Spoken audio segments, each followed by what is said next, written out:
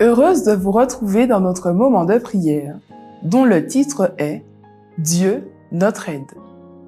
Et moi, je prierai le Père, et il vous donnera un autre consolateur, afin qu'il demeure éternellement avec vous. Jean 14, le verset 16.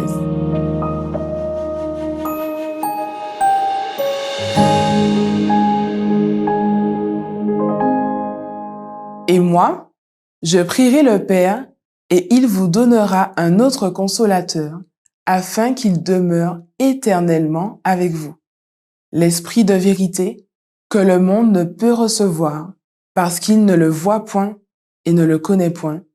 Mais vous, vous le connaissez, car il demeure avec vous, et il sera en vous. Les versets 16 et 17. Pour le mondain, la vérité est trop simple. Il la juge indigne de son intention. Il ne voit pas le Christ en elle, mais combien le croyant devrait être reconnaissant pour ses promesses. Je suis reconnaissante pour la foi que j'ai dans la parole de Dieu. Je revendique ses promesses en disant « Tu l'as dit, Seigneur, tu m'as demandé de venir à toi. Je viens en m'attendant à ce que tu m'aides et me bénisses. » Et il prouve la vérité et la préciosité de ses paroles. Je ne vous laisserai pas orphelin, je viendrai à vous.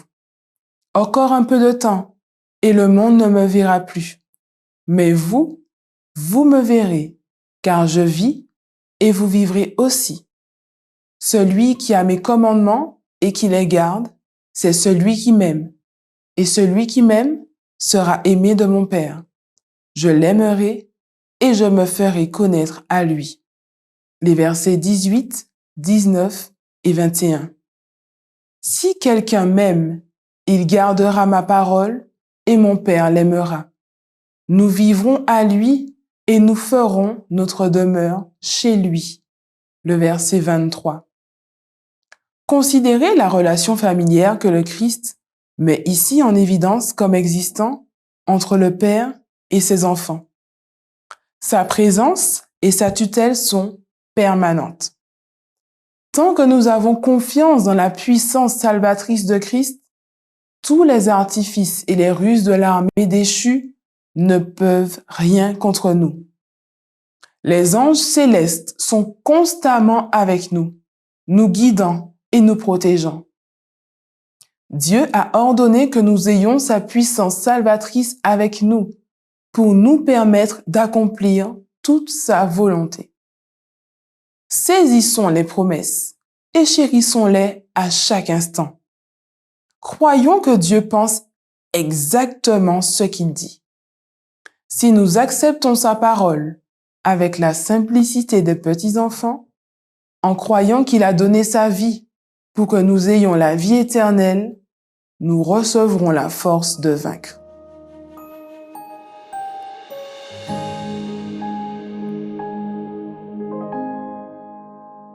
Les questions qui viennent du cœur sont: saisissez-vous les promesses et les chérissez-vous à chaque instant? Priez-vous le Père pour qu'il vous donne le réconfort du Saint-Esprit? Croyez-vous ce que Jésus dit? Si nous croyons et acceptons ses paroles, nous aurons la force de vaincre et la vie éternelle?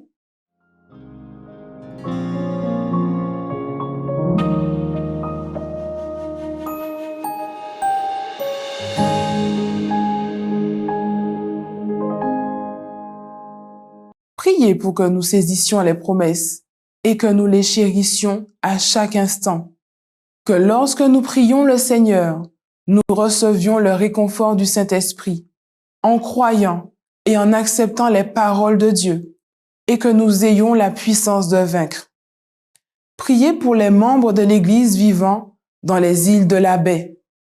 Priez pour qu'il y ait une croissance de l'Église, un engagement accru envers Dieu et le service, ainsi que la ponctualité et la régularité dans la fréquentation de l'Église. Priez pour la crise sanitaire en cours en Guyane, à Trinité et Tobago, à Grenade, à Saint-Kitts, à Antigua, dans les îles Vierges, à la Barbade et à Saint-Vincent. Priez pour que les professionnels de santé puissent obtenir les fournitures adéquates qui sont nécessaires. Priez pour que le programme Minutes d'éducation sensibilise les parents à l'éducation adventiste.